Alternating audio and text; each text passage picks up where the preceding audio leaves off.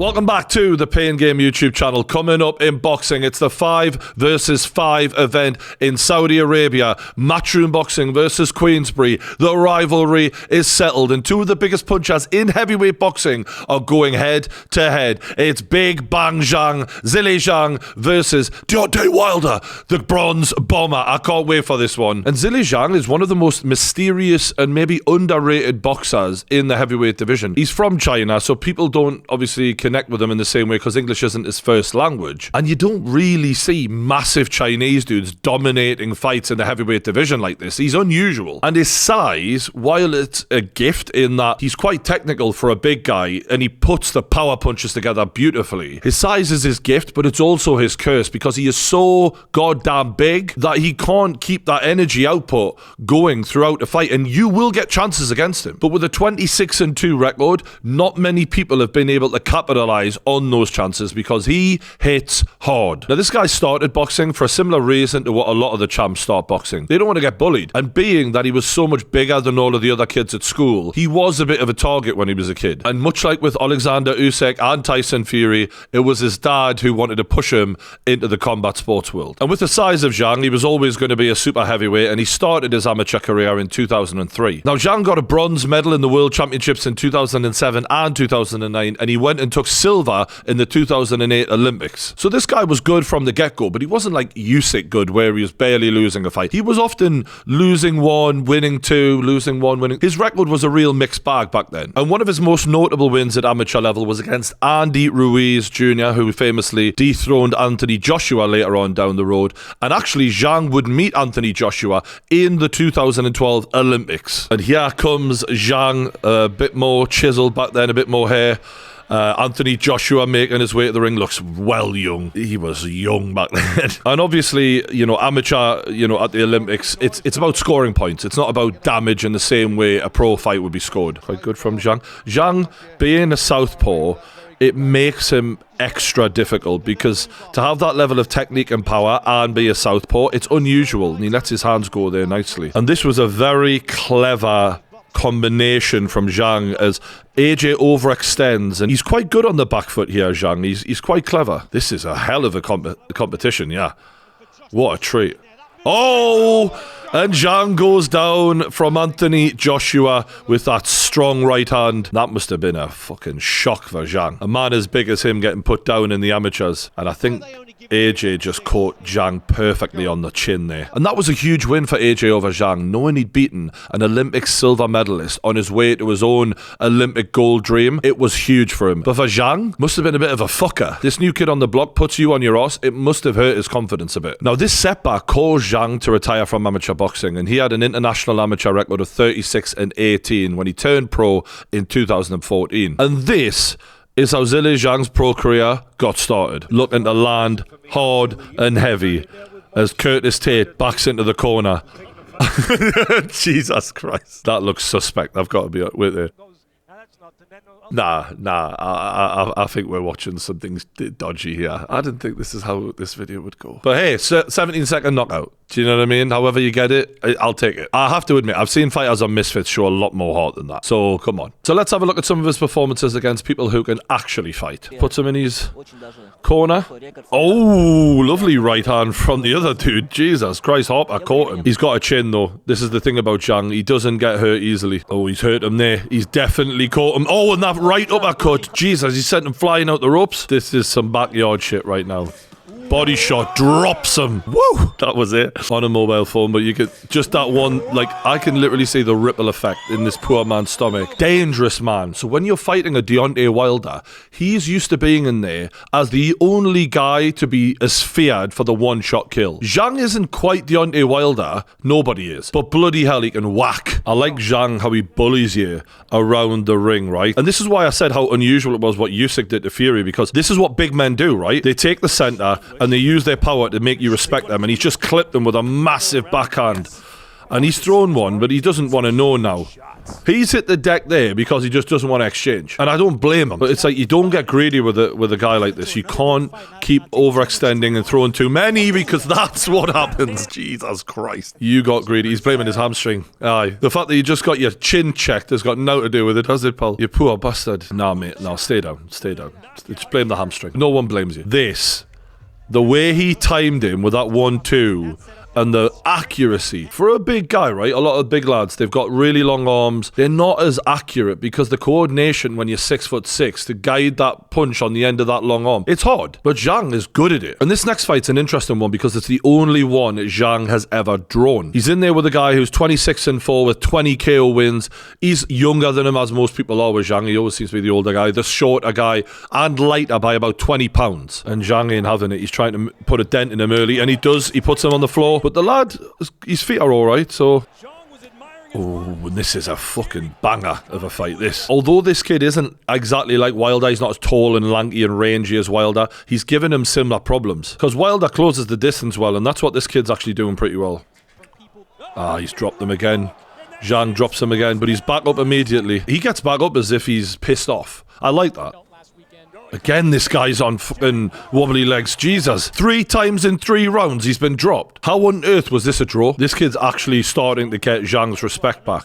And I think if you're someone who's planning a game plan in how to beat Zhang, taking him into the mid to late rounds is got to be the way to do it. Because he's so good at the start. When he's got a full bag of energy and he holds his shape, he's crisp with his technique, his punching accuracy is perfect, he's got lots of power. But once you drag him into the second half of the fight, he's not the same creature. And the thing about Wilder is, although he hasn't got a great gas tank either, if I'm honest, he does hold his power well. His power stays throughout the fight. And this is the thing, Zhang is allowing himself to get bullied here.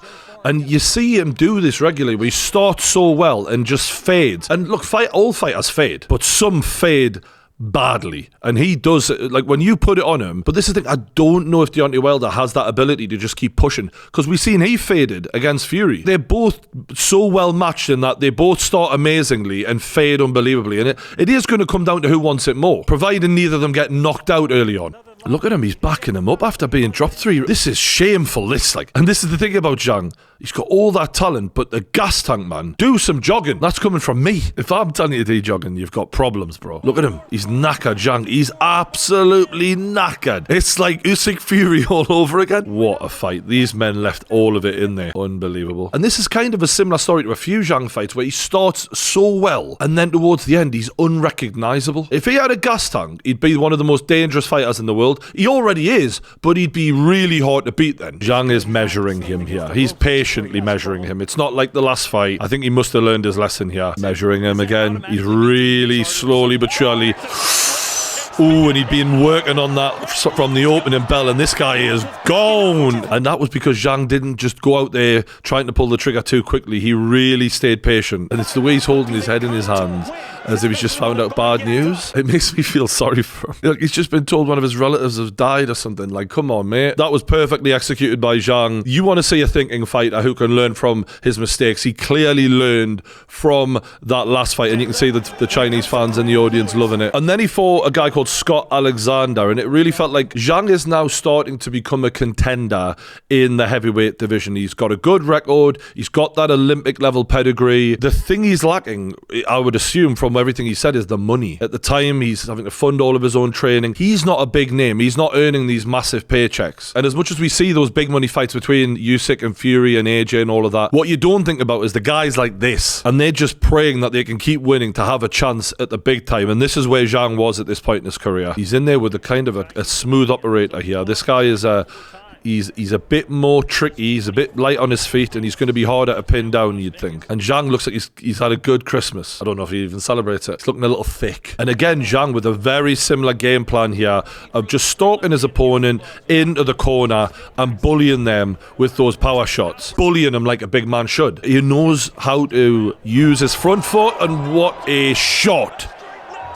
And he just kept them right there, and this man looks like he's ready to cry. Bless his heart. This poor bastard. One hand in the air, Zhang knows it's all over. You ain't coming back from that, bro. And this is all from that draw. You can see it really impacted his game plan, because he's never fought the same way since then. It's been measured. And actually, after that draw, the thing that I didn't say was that he was rushed to hospital after that through heat exhaustion. So he'd worked so hard in the late rounds of that fight. As a big man, you know, you're sweating so much, you're overheating under those bright lights especially, and he was in hospital for like 3 days after that. So I think a switch must have been flicked throughout all of those days in the hospital bed of going, I can't keep fighting like this. I can't fight like a light man. I've got to fight like a big man, and he can't keep up with them. So he needs to destroy them before it gets to that point. And his next fight would be against Filip Hrgovic, who is a big heavyweight contender, young star of the division. And he came prepared. I love the way he was dressed, man. He was ready for war. Although the sequins sort of say another thing. It's like, I'm ready for war or a disco. And at this point, Zhang was actually undefeated, as was Hrgovic. So this was seen as a real indicator for both men of who can potentially reign at the top of this division. And you can see, for a change, Zhang is fighting a guy who is just as big, if not bigger than him in height, and a serious fighter. He's getting active immediately, Hrgovic. He must be aware, like Zhang, just like Fury, just like other big fighters, they like to go at their own pace, and one of the ways to try and counteract that is to push the pace, and he is pushing it on him immediately in round one. What I like about Zhang is he doesn't move like a big, stiff, big man who can't throw punches loosely. He's got that snap in his punches, which is rare for the size of him. He should be very robotic. The problem with being that big is to just deliver something in an unsuspecting way is really difficult. You got to disguise it. You got to not telegraph your entire body movement, and that's harder for the big men. Hrgovic. Oh, and he's dropped with the lead right. It was like a check right hook, similar to what Francis Ngannou did to Tyson Fury. I don't think it really hurt him, but it puts Hrgovic down in the first round, and that must have been a massive confidence booster. When the other guy is so active, you need to put a dent in him. And this is the problem for Zhang, is Hrgovic just does not stop throwing punches. And as much as Zhang can clip you, and he does clip him there, and that is brilliant. Hrgovic just kept throwing all night, so as good as that looks, he's just getting outlanded here. But the better quality power shots, to be fair, in the highlights, a lot of that is Zhang. Ooh, beautiful uppercut combinations there from Zhang. When he lets his hands go and he's got some energy to him, there's not many punchers in the heavyweight division I'd rather watch. But credit to Hrgovic, he just kept coming all fucking night. Non-stop pressure. And even though those shots aren't as powerful as Zhang, it's still a big man swinging. Oh, Zhang could have got him out of here. Jesus, what a war this is. 12th round. And Hrgovic seems to be getting the better of it, and Zhang, he just nods. He just says, fair enough, mate. And look, there was a lot of debate over whether Zhang should have lost that, because as I was saying, he did land some really high quality punches, but ultimately the volume was with Hrgovic. And when you've got a situation where you've got a younger guy who, in the eyes of the judges, may be more likely to go on and win a heavyweight title later, I feel like they're just swayed and they will go his way. But I don't blame them, because he did land more punches. I looked at the CompuBox stats. 208 punches to 154 landed for Hrgovic over Zhang. So when it all came down to it, Zhang probably landed more punches in about 3 rounds of the 12. But there were a lot of close rounds, and a lot of people felt like in those close rounds, Zhang was landing the better punches, which is where the controversy came. One fight there was no controversy in was Joe Joyce versus Zhang. And before Joe Joyce fought Zhang, Joe Joyce was thought of as indestructible, pretty much. Like, what a chin he had on him. He'd beaten Daniel Dubois. He'd beaten Joseph Parker in devastating fashion. And this was kind of his big fight to beat up a contender in Zhang and prove that he's ready for the very, very big fights. Unfortunately, Zhang had other ideas. Joyce really struggled to deal with the fact that he was finding his chin so quickly and easily.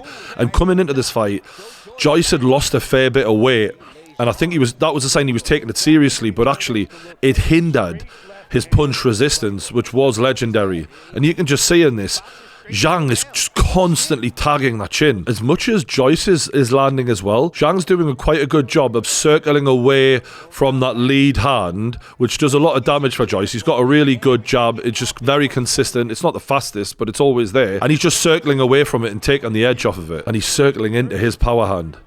And he lands it, that big left hand. And Joyce, for one of the first times would say in a long time, looks hurt. Every time he pushes Joyce back like that, no one had been able to do this to Joyce. And this made Zhang look like the Undertaker. He was a phenom after this. You were like, you're the guy who broke a guy who we didn't think could be broken. He's very good at understanding rhythm and when you're going to throw and when the best possible moment for him to throw on you is, because when you're going to be at your most exposed. Oh, doubled up that backhand, and Joyce is just somehow keeping going. I don't know how Joyce lasted as long as he did, mate. That eye is closed for business, yeah? It ain't opening anytime soon. There's no way he can say anything there. And they waved it off, and this was a massive win for Zhang, especially in the UK. It put him on the map in terms of the rest of the world finally really getting to see how good this guy is. So in the rematch, Joyce went away, realised, all right, I need to put the weight back on, come back, have another crack at it, and it actually went worse for him the second time. And you can see the way Zhang starts off immediately stalking, looking for that big left hand immediately. It's not a brand new fight in their minds. They've been in the ring together. This is a continuation in the eyes of Zhang. I'm going to get right back to work. Very hard mentally after someone's just shattered you in the way that Zhang did, to come back in and to believe I can win this. And I don't really see any of that from Joyce here. Credit to him for having the balls to get in there after having that bad of a beating, but you need more than just getting in there. You need to believe you can actually win. It takes good head movement though, and Joyce just doesn't have it, unfortunately, and these shots are starting to really land here. And there's another big one. Joyce does well to stay up in his round two.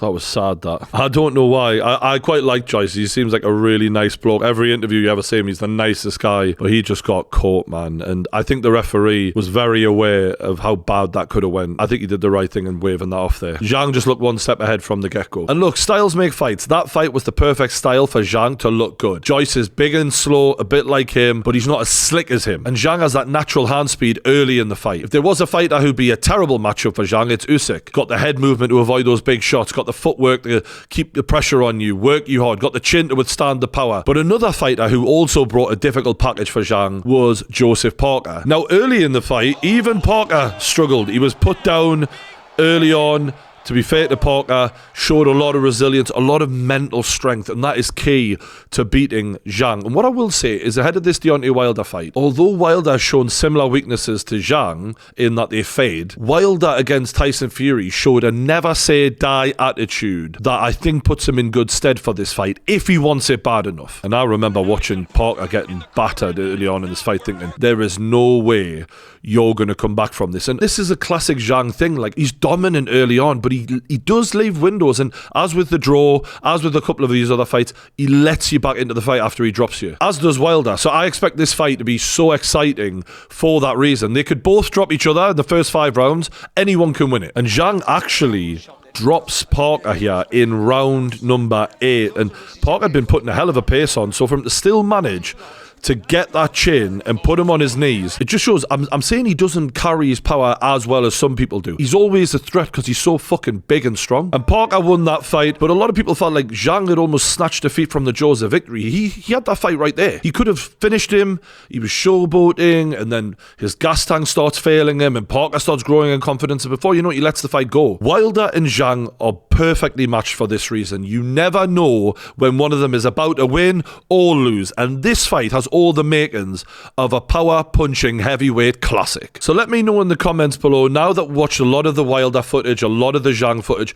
who's your money going to be on to take this fight? Because whoever wins is right back in that heavyweight title picture. And on a side note, Eddie Hearn has actually made Deontay Wilder his captain, which means he gets double points if Deontay Wilder wins, especially if it's a knockout. He gets even more points for his team in the 5v5 Matchroom versus Queensbury. Let us know your thoughts in the comments below. If you haven't already, hit the subscribe button to the Pain Game YouTube channel. Thanks for watching. I'll see you on the next one.